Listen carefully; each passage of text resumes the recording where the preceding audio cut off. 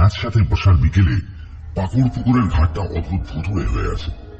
শিশিরে হাওয়া দিচ্ছে, জলে ঝুঁকে থাকা গাছের পাতা থেকে পুকুরের বুকে ঝরে পড়ছে জলের বিন্দু। নিজের চারদিকে ক্রমশ মিলিয়ে যাওয়া কিছু জলের পূর্ণবৃত্ত তৈরি করে সেই বিন্দু আবার মিশে যাচ্ছে পুকুরের জলে।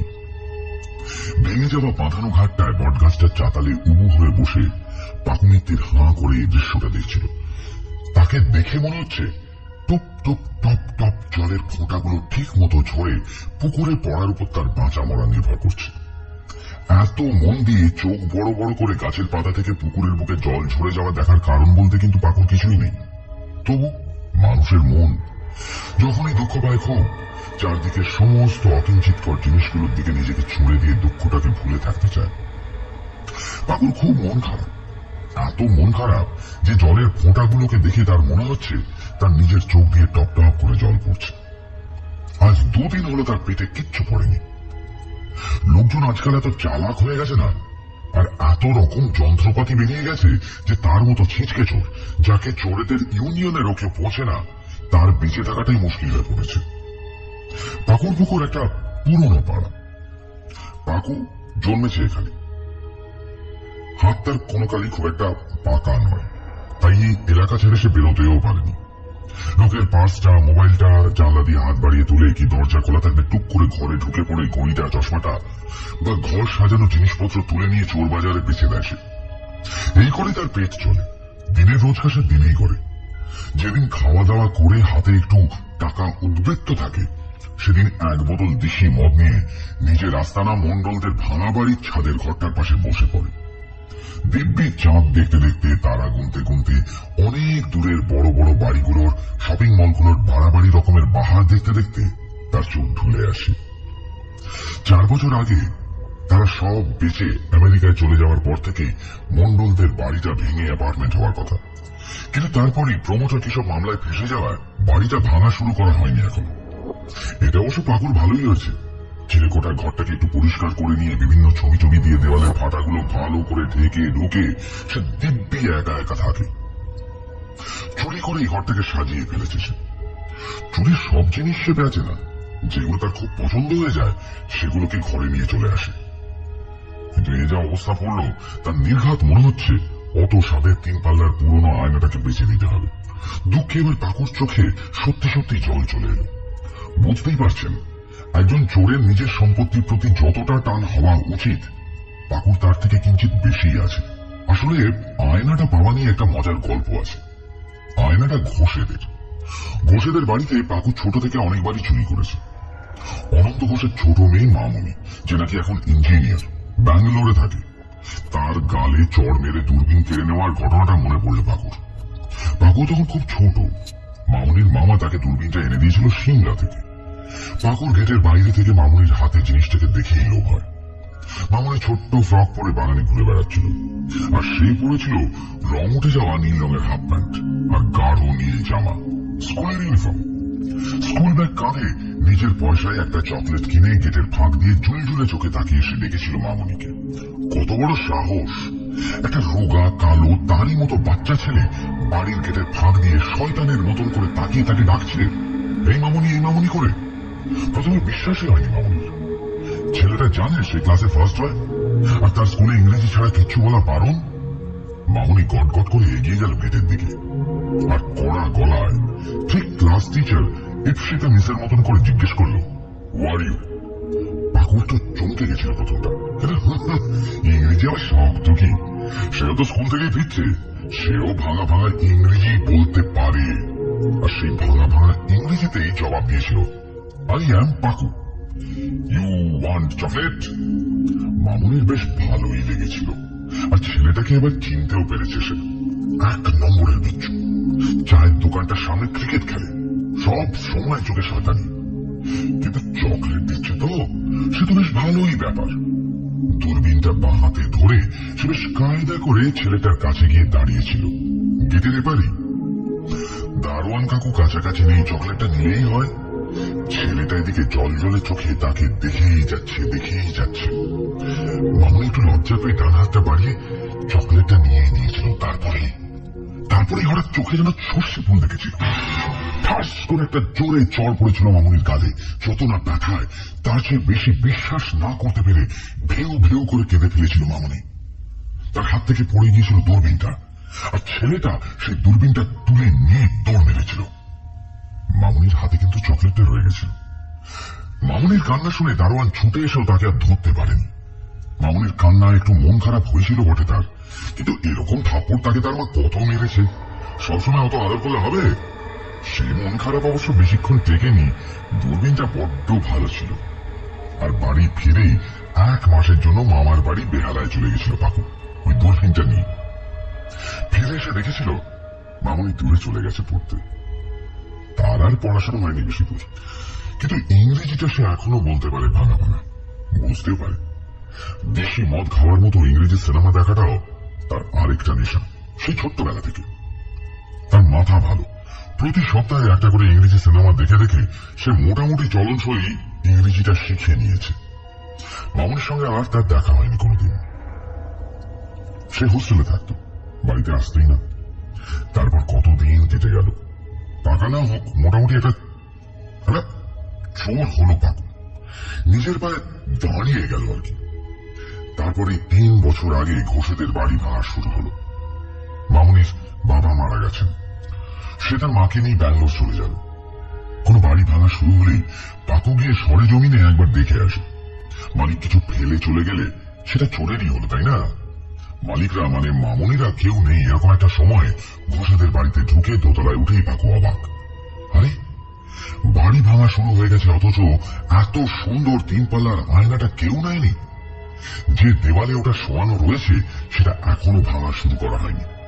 আশ্চর্য, নিশ্চয়ই নিয়ে যাবে, আজকে নয়তো কালকে, হয়তো কিছুক্ষণের মধ্যেই এসে নিয়ে যাবে মামুনিরা।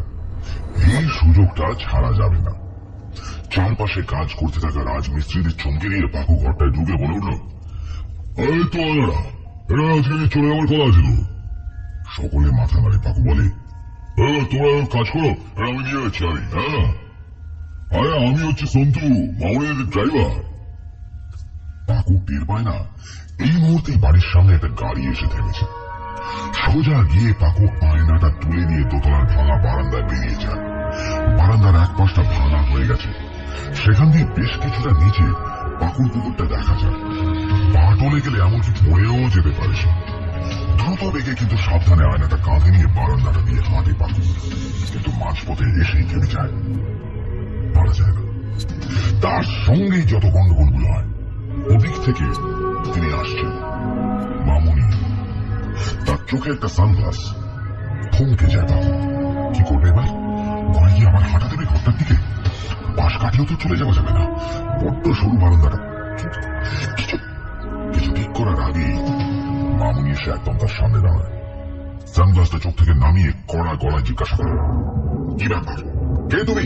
এটা নিয়ে কোথায় যাচ্ছ? কি সাহস, কি ভীষণ সাহস!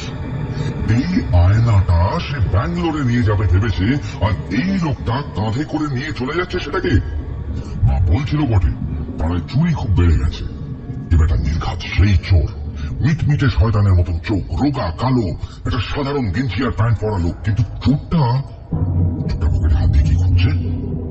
মামুনি চোর চোর বলে চিৎকার করতে গিয়েও থেমে যায়। টিকটিকের মতো লোকটা ততক্ষণে ঘাড়ে আয়নাটা নিয়ে শুট করে প্যান্টের পকেট থেকে বের করে ফেলেছে একটা চকলেট।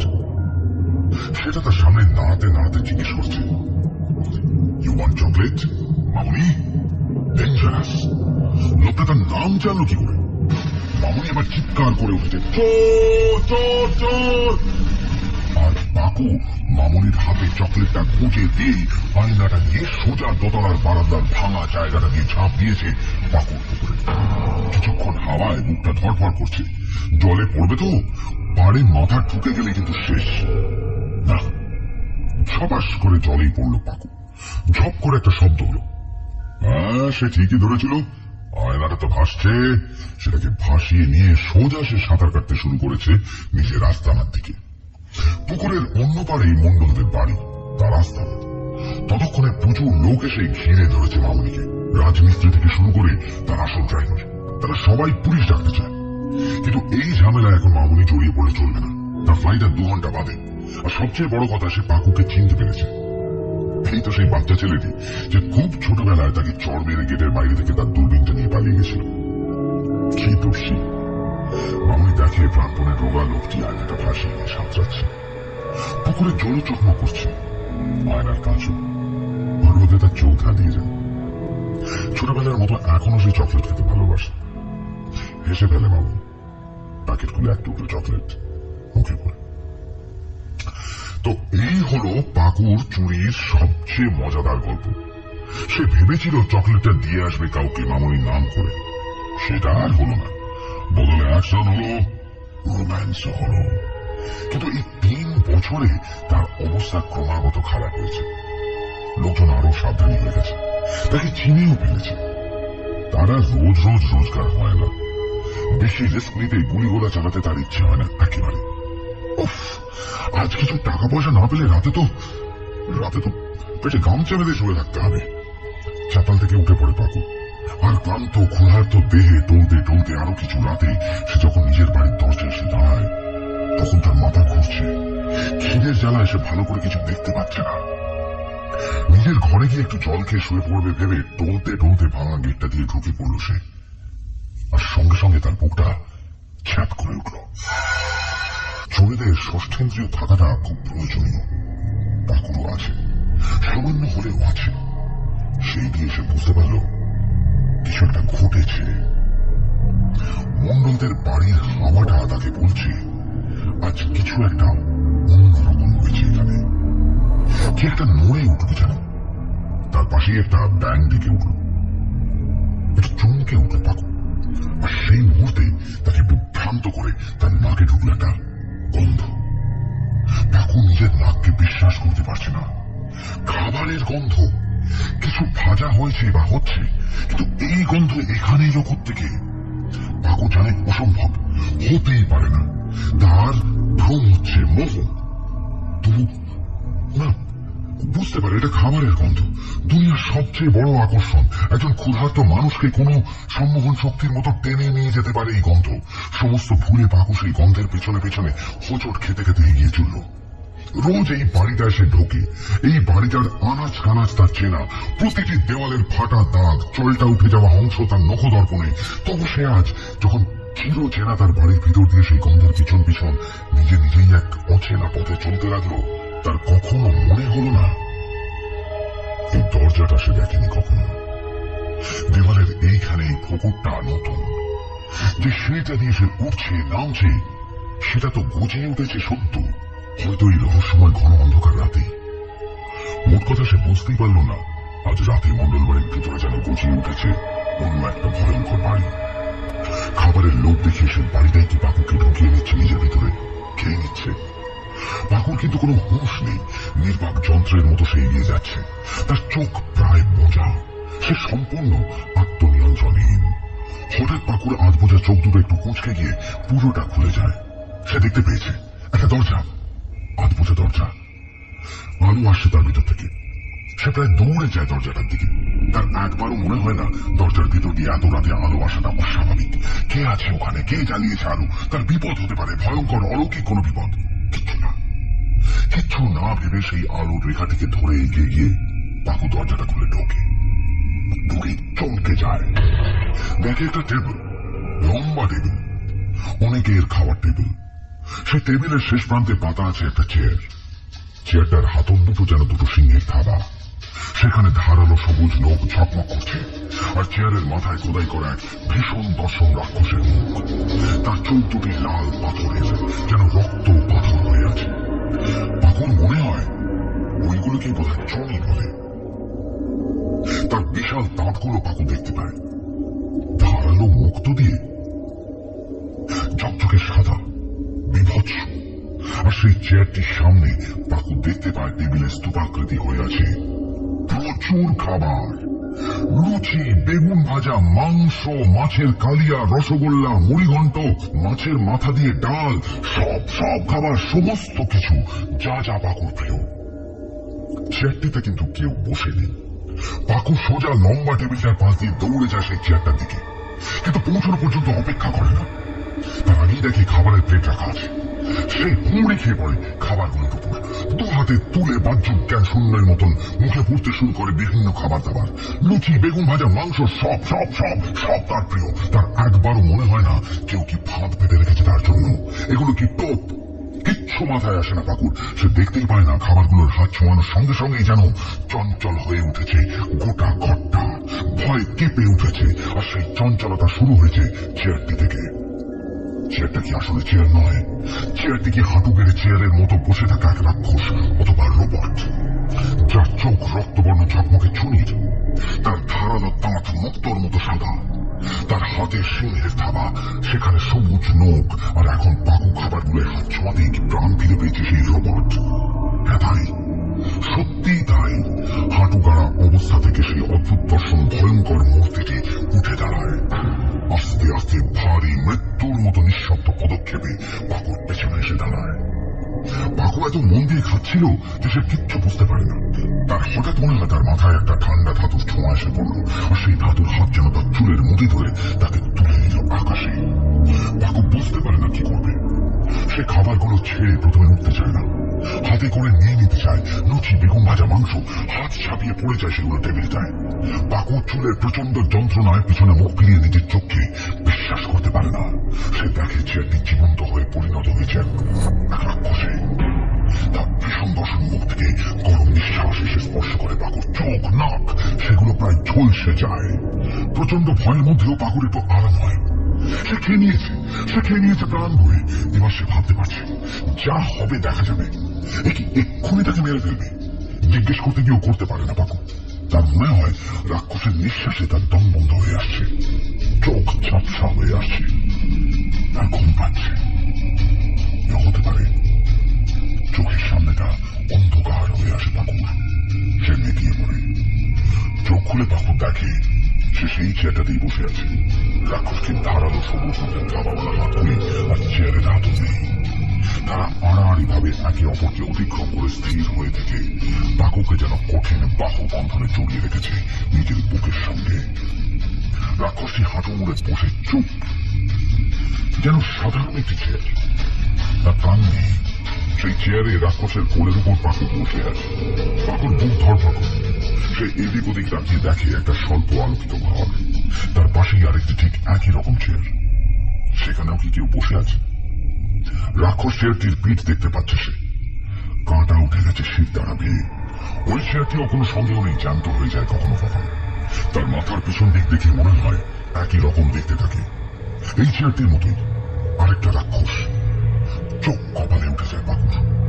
অন্য চেয়ারটিতে কেউ আছে কিনা দেখার আশা ছেড়ে দিয়ে এবার পাকুর সামনে মুখ বেড়ায় আর আটকে ওঠে। দেখে তার সামনে একটু দূরে মাটি থেকে উপরে, একটু উপরে শূন্যে উবু হয়ে বসে রয়েছে একটা মানুষ। তাকে কেউ বললে বিশ্বাস করবে না, তাকে দেখতে ঠিক অমিতাভ বচ্চনের মতো। দেওয়ারে সেই ময়লা নীল রঙের 786 ব্যাজ আটকানো পুলিশ জামাটা পরে সে আরাম করে একটা পা উঁচু করে উঠিয়ে রেখে বাঁ হাতে একটা খড়কে কাঠি দিয়ে দাঁত খোঁজাচ্ছে হাওয়ার ভিতরে বসে। পাকুর মাথাটা সম্পূর্ণ খারাপ হয়ে গেছে বলে মনে হয় তার নিজেরই। সে কি দেখছে? চোখ কচলানোর জন্য পাকুর ডান হাতটা তুলতে চায়, কিন্তু এমন ভাবেই বেঁধে রেখেছে তাকে ওই চেয়ার রাক্ষস যে পাকুর ডান হাতটা তুলতে পর্যন্ত পারে না। অমিতাভ বচ্চন শুনলে ভেসে এসে পাকুর ডান কানটা ধরে জোরে একবার মলে দেন। পাকু আহ বলে চেঁচিয়ে ওঠে। অমিতাভ বচ্চন বলেন, একটা কান মোলাতেই এত লাগছে, যখন খাবো তখন কি করবি? পাকু শুনতে পায় না ঠিক করে, বারবার জিজ্ঞেস করে, কি করবেন? শুনতে পাস না? তোকে যখন খাবো তুই যেমন কচকচ করে লুচি, বেগুন ভাজা, মাংস খাচ্ছিলি ঠিক সেইভাবে। ভরাট গলায় পাগলের মতো হাসতে হাসতে দেওয়ালের অমিতাভ বচ্চন শোলের গব্বর সিং এর মতো দেখতে হয়ে যান। পাকু ভয়ানক ভয় সিটিয়ে যায়। খেয়ে ফেলবে মানেটা কি? কিন্তু আগে জানা দরকার লোকটা কে। সে ভয়ে ভয়ে জিজ্ঞেস করে, আপনি কে? আমি ধরে ভগবান। কি বলছে? বাংলা বুঝিস না? ভগবান ছাড়া কেউ পারে এমনি করে রূপ বদলাতে? হ্যাঁ, আপনি যদি ভগবান হন আপনি হিন্দি একটাদের মতন দেখতে। উদাত্ত কণ্ঠে এবার হেসে ভগবান বলেন, কেন রে? তোদের ফিল্মের ছোড়াগুলো আমার রোল করতে পারে, আর আমি ওদের রোল করতে পারি না। সর্বরূপ আমার রূপ, সর্বস্থান আমার স্থান, সর্বশক্তি আমার শক্তি, তা জানিস না?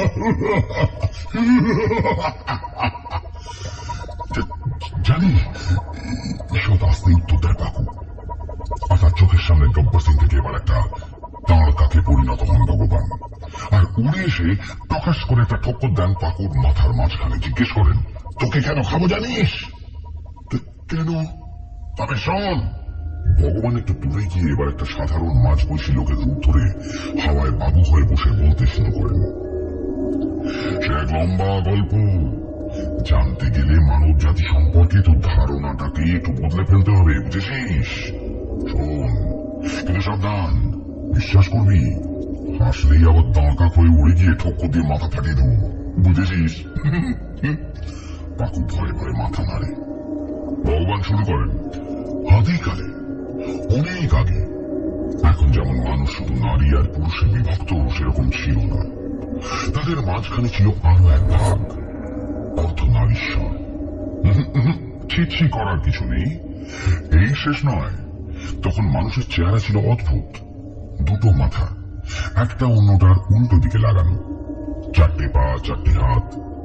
মানে ধর, তোর পিছনে আরেকটা মানুষের পিছনে সে জুড়ে গেছে।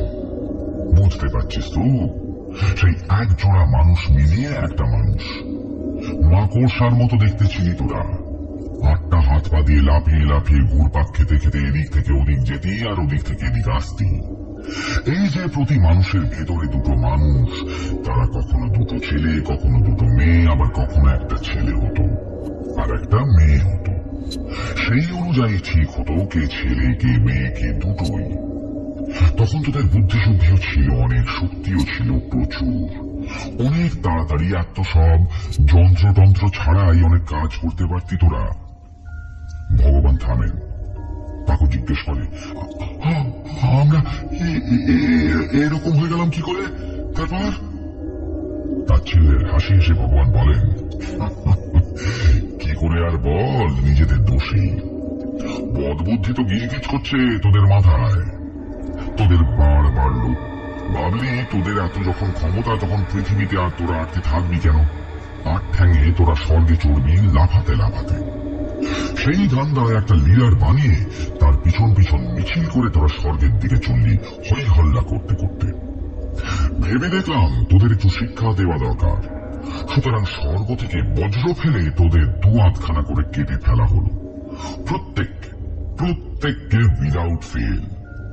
আর তারপর আমাদের ডাক্তারেরা তোদের ওষুধপত্র দিয়ে আবার সুস্থ করে দিলেন, আর তোরা আবার ড্যাং ড্যাং করে দুপায়ে ঘুরতে লাগলি। সাবধান, বেগরবাই দেখলে আবার বজ্র মারব, তখন এক চোখ, এক কান, একটা কিডনি নিয়ে এক ঠ্যাঙে লাফাতে লাফাতে ঘুরবি, বুঝেছিস? পাকু প্রায় কিনেই ফেলে, বলে, এ তো অনেক দিন আগেকার কথা, এর সঙ্গে আমার সম্পর্ক কি? আমাকে খাবেন কেন মিশে মিশে? ভগবান ধমক দেন, চুপ, এর সঙ্গে তোর সম্পর্ক গভীর।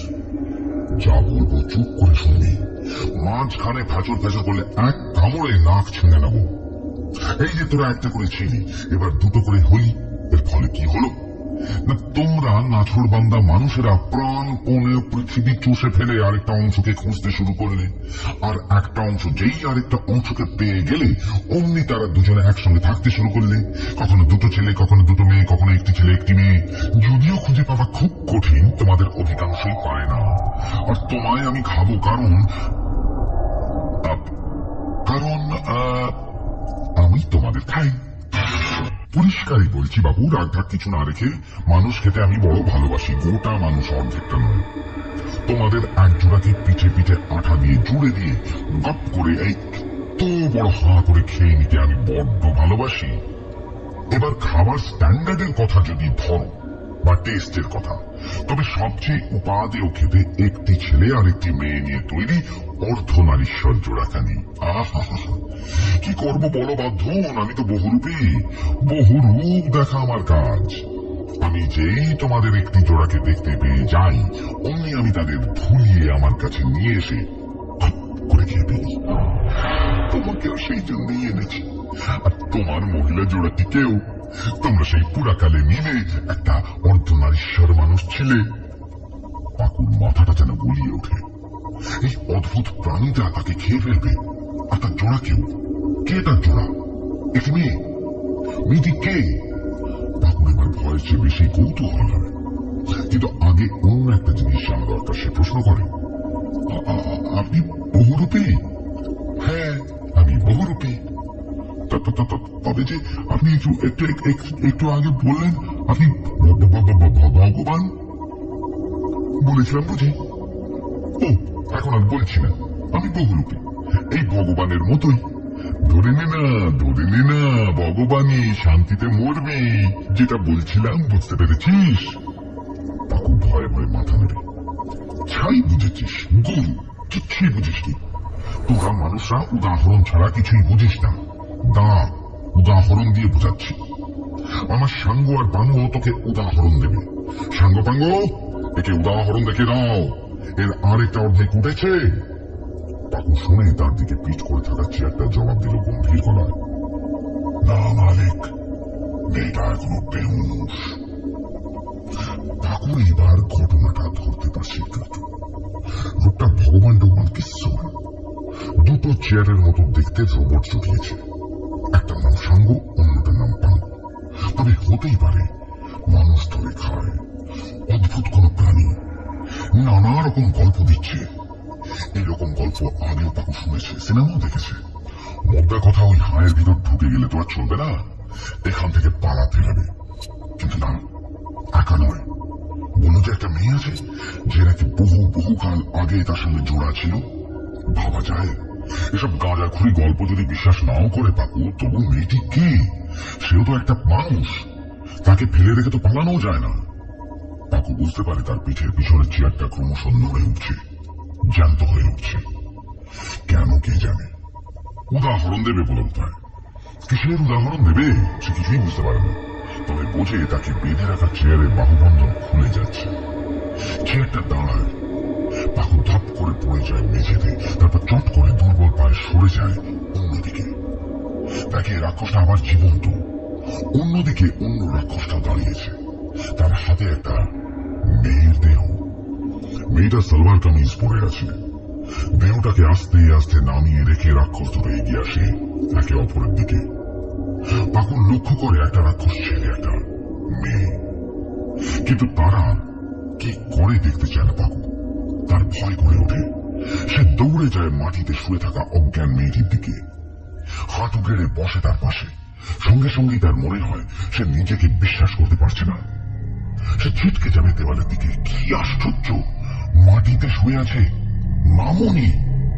ভাবা যায় সে পাকু, একটা চোর, একটা সামান্য চোর, আর তার জোড়া কিনা মামনি।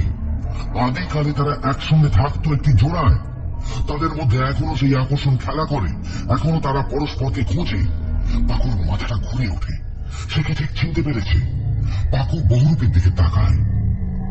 তাকিয়ে দেখে সাঙ্গ আর বাঙ্গ দুই রোবট অথবা রাক্ষসী গিয়ে সেটে গেছে পরস্পরের পিঠোপিঠি, যেন তারা পুরাকালের আশ্চর্য মানুষ, অর্ধনারীশ্বর। তাদের দুটো মুখ, চার হাত, চার পা, 8 পায়ে তারা ঘুরপাক খেতে খেতে এদিক থেকে ওদিক যায়, ফিরে আসে ওদিক থেকে এদিকে। বহুরূপী জিজ্ঞেস করে, এবার বুঝতে পারছিস? ঠিক এইরকম ছিলি তোরা, সাঙ্গ পাঙ্গর মতো। তুই আর ওই যে মেয়েটা শুয়ে আছে, দেখেছিস? পাকু একটু ইতস্তত করে। বহুরূপী এবার ধমক দেয় একটা, একদম ন্যাকামো করবি না, একদম না, সত্যি সত্যি বল, চিনিস মেয়েটাকে? হ্যাঁ। বহুরূপী এবার আশ্বস্ত হয়, বলে, বাঁচা গেল, না চিনলেই হতো মুশকিল। তোদের টুকরোগুলো সাধারণত একে অন্যকে চেনে, না জানিস? কি নাম?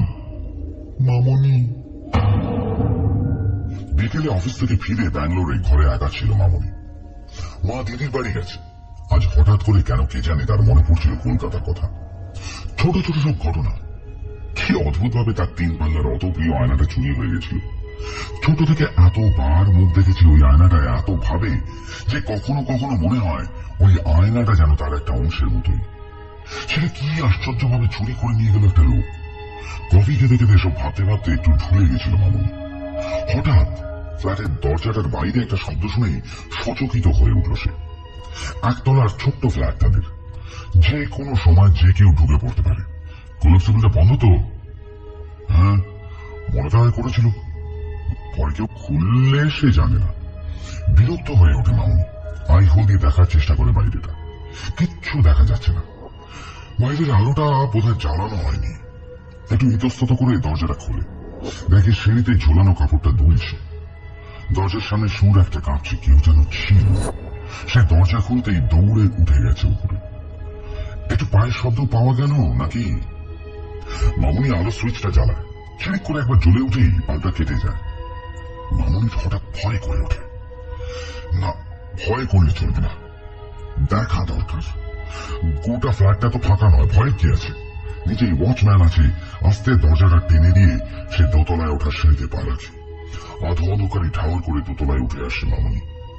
দোতলার দুটো ফ্ল্যাট মুখোমুখি, একটা গুজরাটি ভদ্রলোকের, অন্যটা ফাঁকা।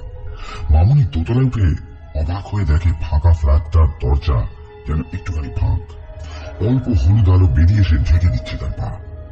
অবাক হয়ে সে দরজাটা ঠেলে ভিতরে ঢুকে মুগ্ধ হয়ে যায়। দেখে ফাঁকা ফ্ল্যাটটি আর ফাঁকা নেই। তার বাড়ির ঠিক উপরে, একদম তার বাড়ির মতোই দেখতে, এই ফ্ল্যাট ভর্তি থরে থরে সাজানো রয়েছে প্রচুর প্রচুর পুতুল, সারা পৃথিবীর পুতুল। আর তারা সকলেই দেখতে একেবারে মামুনির মতো, যেন মামুনিকে বারবার বানিয়েছে পাগল পুতুলের কারিগর। সে দেখে তাকে শত সহস্র পুতুলের ছাঁচে গড়ে তোলা হয়েছে। কোথাও অভিজাত গর্বিতা রমণীদের সাজে, কোথাও শীর্ণ নুব্জ অত্যাচারিত শ্রমিক মেয়েদের সাজে, কোথাও বোরখায়, কোথাও সুইং সুটে, কোথাও দেবীর সাজে, কোথাও ভিখারিনীর সাজে সাজিয়ে রাখা হয়েছে এই ফ্ল্যাটে, যা যেন বাড়ি বাড়ি। ক্ষীণ আলোয় সেই পুতুলের ভিড়ে পথ হারিয়ে ফেলতে ফেলতে মামুনি দেখে দরজার অপর প্রান্তে রাখা আছে একটি চেয়ার। চেয়ারটার হাতল দুটো যেন দুটো সিংহের থাবা। সেখানে ধারালো সবুজ নখ চকমক করছে। চেয়ারের মাথায় খোদাই করা এক ভীষণ দর্শন রাক্ষসীর মুখ। তার চোখ দুটি লাল পাথরের, যেন রক্ত পাথর হয়ে আছে। মামুনির মনে হয় ওইগুলোকেই বুঝি চুনি বলে। তার বিশাল দাঁতগুলো মামুনি দেখতে পায়। ধারালো মুখ তো কি ওগুলো, ঝকঝকে সাদা, বিভৎস। তার পায়ের কাছে মেঝেতে মামুনি সত্যি বিশ্বাস করতে পারে না রাখা রয়েছে তার ছোটবেলার সেই 3 পাল্লার আয়না। ভীষণ আনন্দ হয় তার। সেই আয়নাটা এখানে কি করে এলো? সেই চোখটা কি কাছাকাছি কোথাও রয়েছে? এটা কি কোনো ফাঁদ, কোনো টোপ? কিচ্ছু ভাবতে ইচ্ছে করে না তার। সে এগিয়ে যায় মন্ত্রমুগ্ধের মতো তার অতি প্রিয় সেই আয়নাটার দিকে। আর আয়নাটা হাতে তুলে নিয়ে মামুনি খুব সন্তর্পণে চেয়ে দেখে কাঁচের মাঝখানে নিচের দিকে। সত্যি তো, ঠিকই তো ধারণা মামুনির। আর কোনো আয়নায় তো তাকে এমন সুন্দর দেখায় না। কতবার যে সে হাত কামড়েছে ঠিক সময় থানা পুলিশটা করা হয়নি বলে। কি মনে করে চোরটার দেওয়া চকলেটটা খেয়ে খুশি হয়ে গেল সে, কোনো মানেই হয় না। আয়নাটা হাতে নিয়ে অচেনা পুতুলে ভর্তি ঘরটার মেঝে ঘুরতে ঘুরতে নিজেকে দেখতে থাকে মামুনি। আর আয়নার ভেতর থেকেই তার পিছনে তার দিকে তাকিয়ে হেসে ওঠে হাজার হাজার কোটি কোটি লক্ষ লক্ষ তারই মতো দেখতে পুতুল। মামুনির বাহ্যিক জ্ঞান থাকে না, পাকুর মতো সেও বুঝতে পারে না এটা আসলে একটা ফাঁদ, বহুরূপী ফাঁদ। তার সেই বহুদিন আগেকার আয়নার লোক দেখিয়ে বহুরূপী তাকে ধরতে চাইছে। মামুনি তাকিয়ে দেখেও না, ঘরের পুতুলগুলি যেন হঠাৎ সচকিত। মেঝেতে উঠেছে মৃদু কম্পন, ঠিক যেন খুব ভয়ে সবকিছু কেঁপে উঠেছে। আর চেয়ারটা হয়ে উঠেছে জীবন্ত। রাক্ষসী বা স্ত্রী রোবটটি সোজা হয়, মৃত্যুর মতো নিঃশব্দ পদক্ষেপে এসে দাঁড়ায়। মামুনির হাতে ধরা আয়নায় ছায়া পড়ে তার। মামুনি সচকিত হয়ে ঘুরে তাকায়, দেখে সেই বিভৎস চেয়ারটি জীবন্ত হয়ে তার পিছনে এসে বিশাল ধাতব হাত তুলেছে তার চুলের মুঠি ধরবে বলে। প্রচন্ড ভয়ে সে চিৎকার করে উঠতে চায়, কিন্তু তার আগে রাক্ষসীর গরম নিঃশ্বাস এসে ঝাপটা মারে তার নাকে। তার চোখ বুঝে আসে, এও কি সম্ভব? তার ঘুম পাচ্ছে কেন? মামুনি চোখ খুলে রাখতে চেষ্টা করতে পারে না। তার সংজ্ঞাহীন শরীর নিজের উপর লুটিয়ে পড়ে। চোখ খুলে মামুনি হঠাৎ দেখে সে একটা আলো ছায়া ঘরের মেঝে শুয়ে আছে। আর তার মুখের একটু উপরে ঝুলে আছে সেই চোরটার মুখ। তাহলে নিশ্চয়ই সবকিছু ওরই কারসাজি। কিডন্যাপ করেছে মামুনিকে, কিডন্যাপ করেছে মামুনিকে। মামুনি ঠাস করে একটা চড় কষায় পাকুর গালে। পাকু বাপরে বলে লাফিয়ে সরে যায়। আর ঠিক সেই সময় মামনির মাথার উপর ভেসে আসে বহুরূপী। মামনি দেখে একটা অদ্ভুত দেখতে মাঝবয়সী লোক বাবু হয়ে হাওয়ায় বসে বসে শূন্যে ভেসে তার দিকে এগিয়ে এলো। সে হকচকিয়ে যায়, শুনে লোকটা খুব ভারী কি গলায় তাকে বকছে, একদম মারামারি করবি না। কত বড় সাহস, মামনিকে তুই তো করে। মামনি ভীষণ গম্ভীর হয়ে জিজ্ঞেস করে, আমার সঙ্গে এইভাবে কথা বলার সাহস কি করে হয় আপনার? হাওয়ায় বসে আছেন কেন? ফ্রিতে ম্যাজিক দেখাচ্ছেন? নামুন, নিচে নামুন, সামনাসামনে দাঁড়িয়ে কথা বলুন, কই নামুন। বলতে বলতে রাগে মামনি শোয়া অবস্থা থেকে বেমালুম দাঁড়িয়ে ওঠে। রাগ হয়ে গেলে তার আর কাণ্ড জ্ঞান থাকে না, মুখে লাগামও থাকে না। পাকু ভাবে বেশ দিচ্ছে যা হোক এই বহুরূপীকে।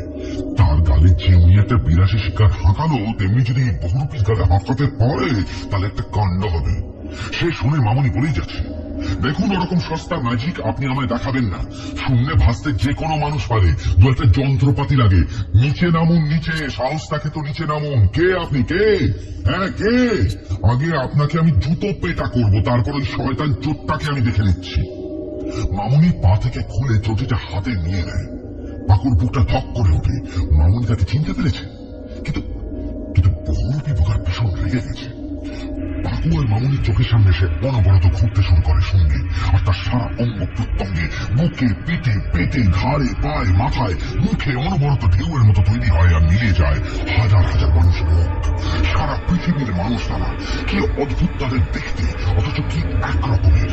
কালো, বাদামি, খয়েরি, লালচে, সাদা, হলুদ, নারী আর পুরুষের মুখ। আর সেই মানুষগুলোর মুন্ডু যখন বহুরূপীর সর্বাঙ্গে গড়ে উঠতে থাকে আর মিলিয়ে যেতে থাকে সমুদ্রের ঢেউয়ের মতো, তখন পাকুর ভীষণ ভয় করে ওঠে, বমি পায়। পাশে তাকিয়ে দেখে মামনির হাত থেকে চুটি খসে গেছে, তার সারা শরীর ভেসে যাচ্ছে ঘামে, মুখ ভয়ার্থ, আধখানা। বহুরূপী আরো মুখ তৈরি করে চলে আর ঘুরতেই থাকে অনবরত, যেন সে আর থামবে না, তার রূপের শেষ নেই। অবশেষে সে থামে, মাটিতেই দাঁড়ায়। এক অদ্ভুত প্রাণী, পুরুষ না নারী বোঝা যায় না। তার সর্বাঙ্গ প্রত্যঙ্গ ছেয়ে আছে মানুষের মুখে। সেগুলি তর্ক করছে, গান গাইছে, গালাগালি দিচ্ছে, ভালোবাসার কথা বলছে। সে কি প্রচন্ড আওয়াজ! এত হই হট্টগোল পাকু ব্রিগেডের মাঠেও শোনেনি। মামনি এত হই হুল্লো শোনেনি কফি হাউসে কখনো। আর সেই প্রচন্ড মিলিত আওয়াজ কর্কশ স্বরে মামনিকে চমকে দিয়ে জিজ্ঞেস করে, এবার বুঝলে আমি কে? এক সময় আমি মানুষ ছিলাম, এখন আমি বহুরূপী। আমি ভগবান নই, ওসব ভুল। তবে এই যে দেখেছিস, এত মুন্ডু আমার শরীরে, দেখেছিস তো? বহুরূপী নিজের শরীরে আদর করে হাত বুলিয়ে পাকু আর মামনিকে দেখায়। হাত বোলাতে গিয়ে তার আঙুলের ডগার মুন্ডুগুলো ঢোকা লাগে। তার শরীরের অন্য মুন্ডুগুলোর সঙ্গে সেগুলো যন্ত্রণায় চিৎকার করে ওঠে। বহুরূপী তাদের বজ্র নির্ঘোষ ধমকে দেয়, একদম চেঁচামেচি নয়। মামনিকে বলে, শোন, এই মুন্ডুগুলোর অর্ধেক ছেলেদের, বাকি অর্ধেক মেয়েদের। বলতেই যেন মন্ত্র বলে দুর্গাপুজোর লাইনের মতো বহুরূপী শরীরের মাঝখান দিয়ে দুভাগে ভাগ হয়ে যায় মুন্ডুগুলো, ছেলেদের আর মেয়েদের, যেন জিগসা পাজল। বহুরূপী বলতেই থাকে, এই লোকগুলোকে জোড়ায় জোড়ায় আমি খেয়ে নিয়েছি, তাই এরা আমার হয়ে গেছে, আমার ভিতর ঢুকে গেছে। এবার আমি তোদের খাবো, তোরাও ঢুকে যাবি। মুখগুলো আবার মিলে গেল বহুরূপী দেহের ভিতর। তার শরীরটা বদলে গিয়ে যেন দাঁড়ালো সেই মধ্যবয়সী ভদ্রলোকটির মতো। মামনি যাকে পেটাবে বলে চটি তুলেছিল, সে বলল, ওফ, রাগ করিয়ে দিবি না, বুঝলি? রাগ করিয়ে দিবি না, রাগটা করিয়ে দিবি না, আমি সামলাতে পারি না, বড্ড গরম লাগে। মামনি আর পাকুর বিস্মিত মুখের সামনে বহুরূপী ডান হাতটা তুলে ডান দিকে দাঁড়ায়, আর যেন তার নির্দেশ বুঝতে পেরে পেছনের দেওয়ালটা নিজে নিজে ডান দিকে সরে গিয়ে একটা বিশাল ফাঁক তৈরি হয়। তারা মন্ডল বাড়ির ভিতরেই রয়েছে বাইরেটা অন্ধকার। নিচে পাকুর পুকুর, জলে চাঁদের আলো চিকমিক করছে। বহুরূপী ফাঁকটার দিকে পিছন ফিরে তাদের দিকে তাকিয়ে হাতটা টান টান করে আরামে চোখ প্রায় বুঝে বলে, আহ, ঠান্ডা হাওয়া। সঙ্গে সঙ্গে একটা ধাতব বিভৎস ক্যানিস্তারা পেটানোর মতন আওয়াজ পাওয়া যায়। সাঙ্গ পাঙ্গ এতক্ষণ যেন কোথায় চলে গেছিল। এবারে তারা আসছে চার হাতে প্রচুর ধাতুর ছুরি কাঁটা থালা বাসন নিয়ে ঝনঝনিয়ে বাজাতে বাজাতে, চার পায়ে ঘুরতে ঘুরতে। তাদের লাল চোখ চলছে, তাদের সবুজ নখ কিচকিচ করে আওয়াজ করছে থালা বাসনে লেগে। তাদের মুক্তোর মতো দাঁত আরো বেশি ঝকঝক করছে। তাদের চোখ দুটি এত লাল যে মনে হয় এখন রক্ত গড়িয়ে পড়বে। আর সময় নেই, এক্ষুনি কিছু একটা করতে হবে, এক্ষুনি নাম চেয়ে ফেলতেছে। বহুরূপী হাওয়া পোহাতে পোহাতে যান বলে, ওই যে দেখ আসছে তোদের জোড়া লাগানোর জিনিসপত্র। পাকুভাবে প্রাণীটা যেই হোক সেকে ভালোবাসে। পাকু শুনে তারই গলায় যেন অন্য কেউ বলে উঠল, স্যার স্যার বহুরূপী স্যার। কি আপনি চকলেট খান? ভাই কেন? এই চকলেটটা খেয়ে নি। মামনি দেখে রোগা সূক্ষ্ম কালো পানা চোখটা সুট করে পকেট থেকে একটা চকলেট বের করে দিল বহুরূপীর হাতে। দেখে বহুরূপী তার মোড়কটা খুঁটে খুঁটে ছিঁড়ছে আক্রমণে। প্রচন্ড ঝনঝন আওয়াজ। সাঙ্গপাঙ্গ প্রায় চলে এসেছে। মামনি বোঝে এটাই সংকেত। সে নিজের হাত বাড়ায় আর চোখটা তার হাতটা ধরে এক প্রচন্ড টানে তাকে নিয়ে বহুরূপীর হাওয়া খাওয়ার ফাঁক দিয়ে সোজা লাফ দেয় বাইরে। কিছুক্ষণ হাওয়ায় পিছনে পাকু শুনে প্রচুর মানুষের কর্কশ করার আওয়াজ, পালিয়ে গেল পালিয়ে গেল পালিয়ে গেল। বহুরূপী আওয়াজ রেখে গেছে, আবার বেরিয়ে এসে তার সব কটা মুখ। তারা চেঁচাচ্ছে তারস্বরে। সাঙ্গপাঙ্গ পল্লমের মতো জিনিসপত্রগুলো ছুঁড়ে দেয় তাদের দিকে। শো শো করে সেগুলো বেরিয়ে যায় কানের পাশ দিয়ে। একটাও লাগে না। নিচে জলে গিয়ে পড়ে। কিন্তু তারা পুকুরে পড়বে কি? পাড়ে মাথা ঠুকে গেলে আজ সব শেষ। পাকু মামনির দিকে তাকায়, দেখে মামনিও তার দিকে তাকিয়ে আছে। ঝপ ঝপ দুটো শব্দ। পাকু ঠিকই আন্দাজ করেছিল মামনি সাঁতরাতে পারে ভালোই। একবারও পিছনের হইহল্লার দিকে কান না দিয়ে তারা ডুব সাঁতার দিয়ে চেষ্টা করে যতটা পারে পাড়ি দিতে। বলুন তো শুধু জলকে কি আর ঘুমানো যায়? পাকু একটা চকলেট কিনে এনেছিল রাতে খাবে বলে, সে গেল বহুরূপীর ভোগে। কি আর করা যায়? পাশেই সাঁতার কাটতে থাকা মামনির দিকে তাকিয়ে পাকু ভাবে মামনি তার জোড়া, নাকি নয়? সেসব নিয়ে ভাবা বাতুলতা। আয়নাটা সে কিছুতেই ফেরত দেবে না। মামনি পাড়ে উঠে পড়লে নিজে না উঠে জল থেকে সাঁতার দিয়ে সটকে পড়তে হবে। কাল দিনের আলোয় মন্ডল বাড়ির থেকে নিজের জিনিসগুলো নিয়ে চম্পট দিতে হবে। সকাল সকাল এসব কিছু হবে না নিশ্চয়ই। মানুষগুলো চিৎকার কিন্তু কানে আসতে থাকে। মনে হয় সবাই যেন ওকে তাড়া করেছে। ভয়ে পাকু জলের মধ্যে ডুব সাঁতার দেয়। আন্দাজে মামনির দিকে হাত বাড়ায়, মামনির হাত ধরে ওকে টেনে নেওয়ার জন্য। হাতে কি যেন একটা ঠেকে। জল থেকে মাথা তুলে দেখে একটা ওড়না। এইরকমই একটা ওড়না মামনি পড়েছিল না? কিন্তু মামনি কই? যাকে ওড়নাটা হাতে নিয়ে দেখে ওড়নাটার খুঁটে কিছু একটা বাধা রয়েছে। সাঁতার কেটেও পুকুর পাড়ে ওঠে। খুঁটটা খোলে, দেখে ওড়না জড়ানো একটা প্লাস্টিকের প্যাকেট। আর সেই প্লাস্টিকের প্যাকেটের মধ্যে রয়েছে খাবার, ওর প্রিয় খাবার। লুচি, বেগুন ভাজা, মাংস। আর প্লাস্টিক প্যাকেটটার সঙ্গে একটা হার। একটা হার চুনি আর মুক্তো দিয়ে খচিত। অত্যন্ত মূল্যবান হার। একটু অবাক হয়, মনে করার চেষ্টা করে। তবে না, খালি পেটে দেশি মদ গিলে বিয়ে বাড়িতে খাবার লোভে চুরি করতে গেলে বিপদ হবে না? একে খাবার চুরি, তার উপর আবার হার ছিনতাই। 14 পুরুষের ভাগ্য ভালো লোকগুলো বুঝতে পারেনি পাকু পুকুরের জলে লাফ দিয়েছে। জয় মা।